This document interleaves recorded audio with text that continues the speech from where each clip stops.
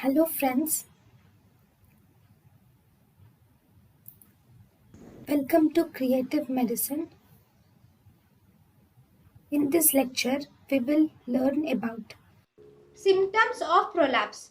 In the prolapse, the patient presents with backache mainly due to the stretching of uterosacral ligaments. There can be decubitus ulcer due to the venous congestion, and it is not due to the friction between the thighs. The management of the decubitus ulcer is mainly due to the venous congestion. The management of the decubitus ulcer is with acreflavin or glycerin. Acreflavin is an antiseptic which is used, and glycerin is a hygroscopic which is used for decubitus ulcer.